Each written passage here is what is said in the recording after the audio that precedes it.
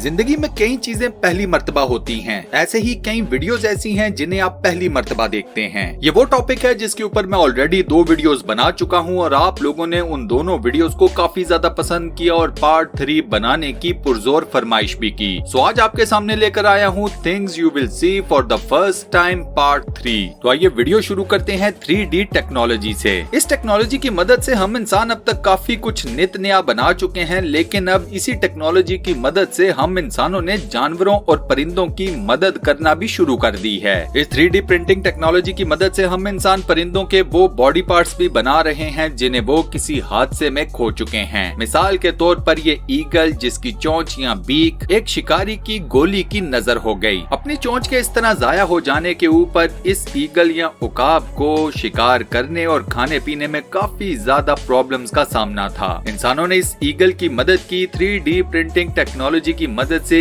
इसकी एक आर्टिफिशियल चोंच या बीक बनाई। एक छोटे से ऑपरेशन के जरिए ये बीक इस ईगल के फेस के ऊपर प्रॉपर तरीके से फिट कर दी गई और अब इस ईगल को ना तो शिकार करने में कोई प्रॉब्लम है और ना ही खाने पीने में। इसके अलावा इस 3D प्रिंटिंग टेक्नोलॉजी की मदद से कई दूसरे परिंदों को आर्टिफिशियल बीक्स लगा के दी जा चुकी हैं और तो और एक कछुए को आर्टिफिशियल शेल भी लगा कर दिया जा चुका है। इस कछुए का ओरिजिनल शेल ब्राजील के अंदर लगने वाली एक आग के दौरान डैमेज हो गया था। अब यहाँ ये बात तो माननी पड़ेगी कि जदीद टेक्नोलॉजी की मदद से हम इंसान एक दूसरे की तो मदद कर सकते हैं, साथ में जानवरों और परिंदों का भी भला कर सकते हैं। दोस्तों, क्या आप लोग मेरी इस बात से इत्तेफाक करते हो? मुझे अपना जवाब नीचे कमेंट सेक्शन में जरूर बताना।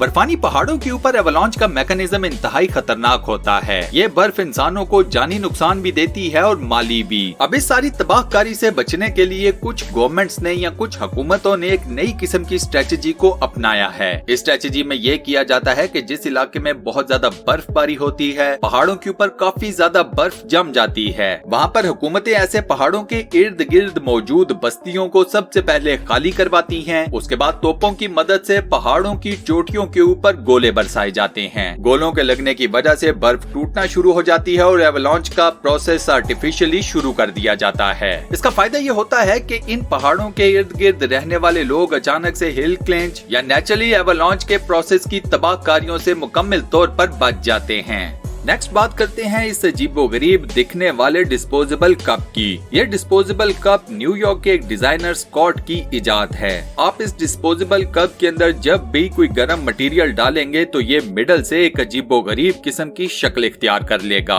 अब दिखने में तो ये काफी ज्यादा ऑड नजर आ रहा है, लेकिन इस कप की ये अजीबोगरीब शक्ल ही इसका सबसे बड़ा फायदा है। कप का ये अजीबोगरीब तरीके से बाहर निकला हुआ या फूला हुआ हिस्सा उसी तरह काम करता है जिस तरह से एक नॉर्मल कप में कप होल्डर, यानी कि आप यहीं से इस कप को बड़े आराम से पकड़ सकते हैं और आपके हाथ भी नहीं जलेंगे। इस कप के मिडल में जो आपको ब्लू कलर की स्ट्रिप नजर आ रही है, सारा कमाल उसी ब्लू कलर की स्ट्रिप का है। ये ब्लू स्ट्रिप एक ऐसे मटेरियल से बनी हुई है कि जैसे ही ये मटेरियल हीट को अब्सॉर्ब करता है या फिर हीट को डिटेक्ट करता है तो ये ऑटोमेटिकली फूलना शुरू हो जाता है। बाय द वे, आपको यहाँ पर ये भी बता दूं कि इन डिस्पोजेबल कप्स का रेट भी नॉर्मल डिस्पोजेबल कप्स जितना ही है, ये ज्यादा महंगे नहीं हैं। अब स्कॉट की इस कमाल किस्म की इजाद के लिए वीडियो के ऊपर एक लाइक तो बनता है। इसी के साथ साथ वोसम के नाम से एक नया चैनल स्टार्ट किया है, प्लीज उसे जरूर सब्सक्राइब कीजिए। चैनल का लिंक आपको इस वीडियो की डिस्क्रिप्शन में भी मिल जाएगा और टॉप कमेंट के अंदर भी। चैनल को सब्सक्राइब करने के बाद बेल के आइकन को जरूर प्रेस कीजिएगा और नोटिफिकेशंस में ऑल पर जरूर क्लिक कीजिएगा।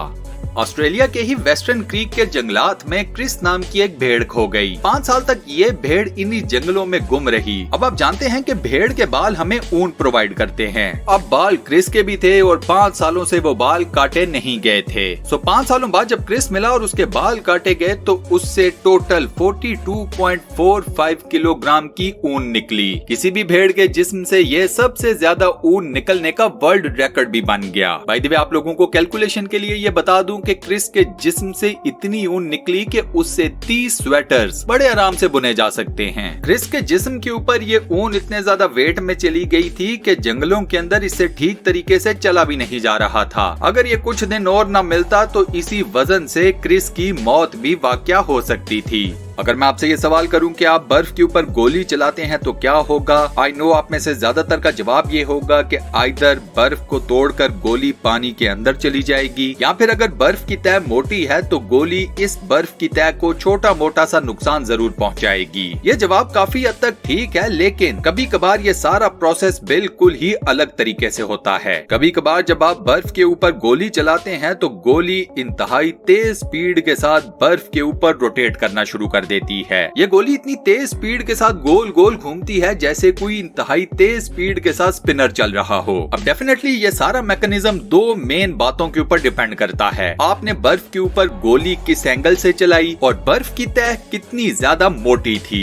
अब बात हो रही है बर्फ की, तो स्नोफॉल या बर्फबारी आप में से ज्यादातर लोगों को पसंद होगी। ऑस्ट्रेलिया के अंदर रहने वाले एंथनी नाम के एक ट्रैवलर ने बर्फबारी या स्नोफॉल की एक इंतहाई अजीबोगरीब वीडियो रिकॉर्ड की और ये सोशल मीडिया के ऊपर वायरल भी हो गई। एंथनी एक ऐसी जगह पर मौजूद था जहां पर काफी दिनों से बर्फबारी हुई और बर्फ की तह 13-14 फीट ऊंची चली गई। बर्फ की इतनी मोटी और इतनी ऊंची तह में एक डिलीवरी ट्रक फंस गया। इस डिलीवरी ट्रक के ड्राइवर का दिल गुर्दा चेक करें कि उसने इसी बर्फ के अंदर से अपने ट्रक को गुजार कर रास्ता भी बना लिया। एंथनी ने यह सारा मंजर अपने मोबाइल फोन के ऊपर रिकॉर्ड कर लिया। खुद देख लीजिए कि पूरे का पूरा ट्रक ही इस बर्फ के अंदर डूबा हुआ नजर आ रहा है।